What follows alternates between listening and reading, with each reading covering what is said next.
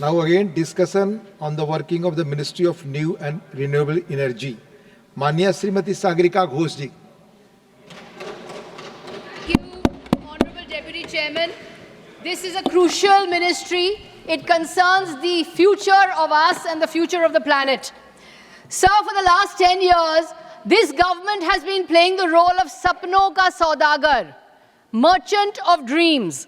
They are showing sapna, which is dreams, which does not match with reality, which is hakikat. Nowhere is this gap between sapna and hakikat more pronounced than in the Ministry of New and Renewable Energy.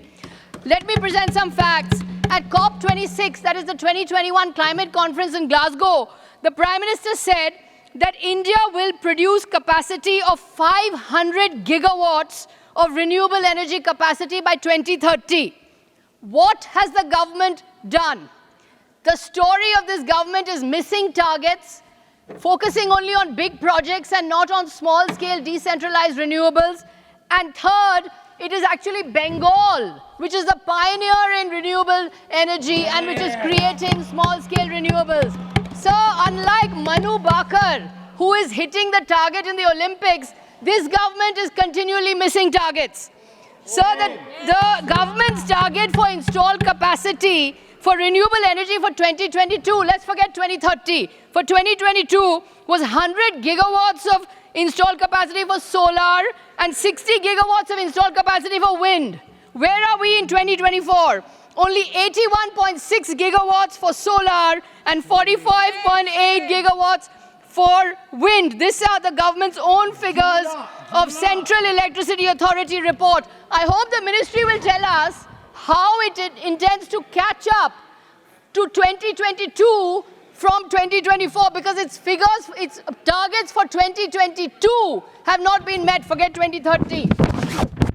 So let us now focus on energy, because the government keeps giving impressive figures on installed capacity, but how much electricity are you actually generating? We have to track generation. From April 2023 to March 2024, total electricity generated from solar was only 6.69% of total electricity generation of the country. Electricity from wind was only 4.71% of total electricity generated in the country. If you add all the new renewables, that is wind, solar, small hydro and biomass, this comes to only 13% of the total electricity generated in the country. According to the Prime Minister's announcement in 2021, the government will actually aiming for 32% of total electricity generation of the country by 2030. This figure has been revised upwards to 43% of total electricity from renewables by 2030. You're aiming for 32% and 43%, but until now you're generating only 13%. Sapna, hakikat. So, and you have achieved 13% only after 2 decades. The program began in 2006 under Dr. Manmohan Singh when the ministry was named New and Renewable Energy. But in 2 decades, from 2006 to 2024, you have only produced 13% of electricity.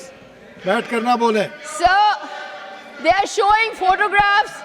They're showing photographs of giant solar parks, giant installed capacity, but not enough attention is being paid to custom-made, small-scale renewables which actually meet local demands. At the price that people can afford. Solar dryers, small horticulture, small refrigerators, street lights. There's not enough focus on decentralized small-scale renewables and spreading awareness and usage of renewables. How many of us are using renewables today? The government is not spreading awareness.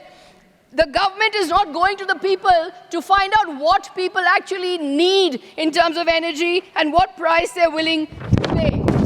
Sir, there is also a price to be paid for these huge solar parks that the government is setting up.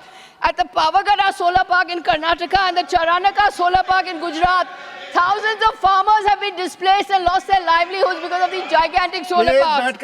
So it is The ministry has its own report, the Decentralized Renewable Energy for Rural Livelihoods reports of 2022. But they are ignoring this report because they want to make photographs of big-ticket gigawatt projects for the international audience.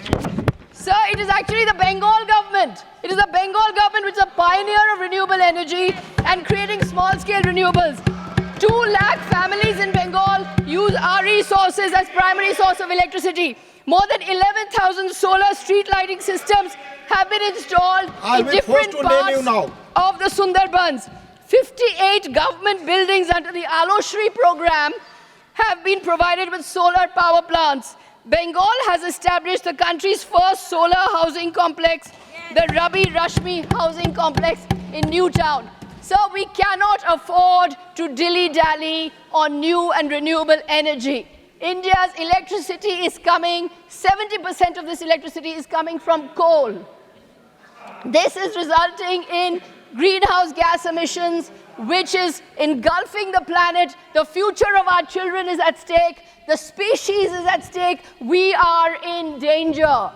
And what is the government doing? The government is only putting out photographs and announcements for international audiences, but not doing anything to encourage small-scale renewables, to encourage usage of renewables, to encourage small-scale deliverables of renewables. I want to say, sir, it is the Bengal government which is actually walking the talk on small-scale renewable energy and small-scale renewables. The government is talking about sapna and dreams. It is the Bengal government which is working on hakikat or reality on new and renewable energy. Thank you. Thank you, Sagarika ji.